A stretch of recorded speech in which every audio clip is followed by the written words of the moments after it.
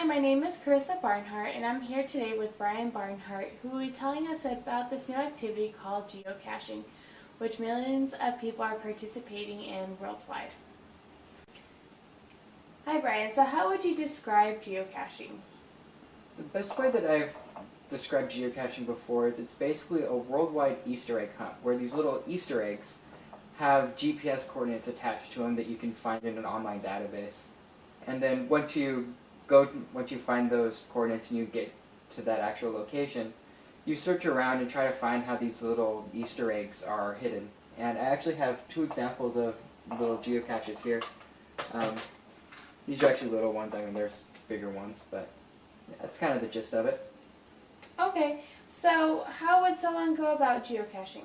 Well, like I said, there's an online database for the GPS coordinates, and the old school way to do it was to actually download a list of these GPS coordinates and put them onto a little navigation device like a Garmin or this or that. But now that everyone has an iPhone or some type of smartphone, the geocaching company has actually made apps for it, so you can just pull out your smartphone, click a couple buttons, and it'll show you all the geocaches that are around you. And I mean, there's always geocaches around you. Okay, awesome. So, what would you typically find in a geocache? Typically, there's not anything super interesting. It's kind of just the cheap little McDonald's toys or this or that. But every now and then you can find some really interesting stuff in it. This one actually has a couple examples of kind of the typical things you find in it, like little army dudes or little kind of ringy type things and whatnot.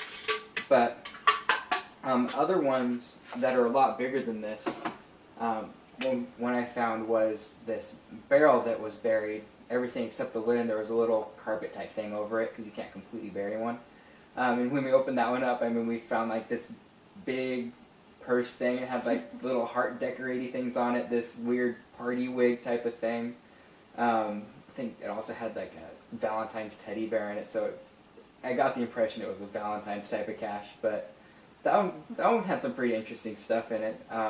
Another one that we found was, it was actually really close to Dr. Seuss's house out in San Diego, and there's these other things that can go in a cache called travel bugs or travel coins. Basically, you can kind of track as they travel from cache to cache, and we found like these really cool ones in there, and it was even more fun to be reading through the cache. It's like, oh, you're actually a stone's throw away from Dr. Seuss's house, so I think it wasn't in a cache, but we found Dr. Seuss's house while geocaching.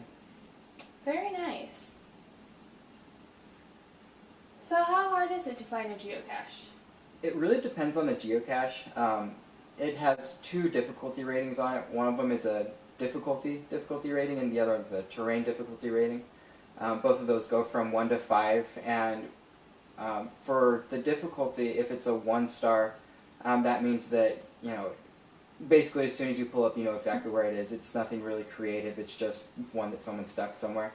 But then when it gets up to 5, it requires specialized tools and really interesting things. You have to get kind of ingenious. There's actually one we found that was a terrain 1, which is wheelchair accessible, and a difficulty 5, and the person who hit it, he had actually taken his personal fire truck, and he hid, well, not really hid, he stuck this ring that had the cache on it on top of one of those street light poles. It had a little hook over here that you just set it on top of.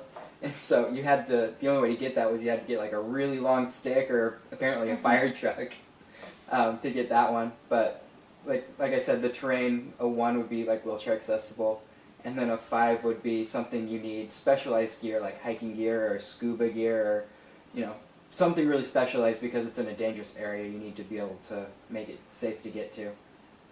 And most of those tell you what you need to bring. Very nice.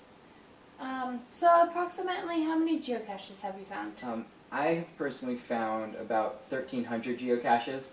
I mean, that sounds like a big number, but it's honestly not that big compared to the really serious geocachers that basically they do that with all their spare time and everything. And they've found, upwards of 10,000, 20,000 geocaches, and, there's millions and millions more that they haven't even found yet because it's all over the world. I mean, there's, like I said, millions of them. Awesome. So what's the most interesting type of geocache that you found? The most interesting cache that I found, I mean, other than the San Diego one that was next to Dr. Seuss's house, that one was awesome. Was it's this little, it was near a little town called Yucaipa, near the outskirts of that one, and it was attached to a little restaurant that was decorated kind of Western style, and if you look at it, there's a bunch of doors and whatnot, and there's silhouettes, Westerny type stuff. But if you look really closely, none of the doors that were there, none of them had handles on them. So some geocacher decided it's like, oh, that would be a perfect place to hide a geocache, because you look at a door, you expect there to be a handle. You don't expect that handle to be a geocache. So they decided to go to Home Depot or wherever, buy a little doorknob, cut it in half, stuff the little geocaching log in it, and then Velcroed it to one of the doors. And that one was, I think, by far the most creative, because, I mean, who expects a doorknob to be a geocache or anything other than a doorknob? Awesome. And so how do you go about finding these geocaches? I mean, doesn't it seem strange that you're searching for something? Wandering around looking like a lunatic? Yes.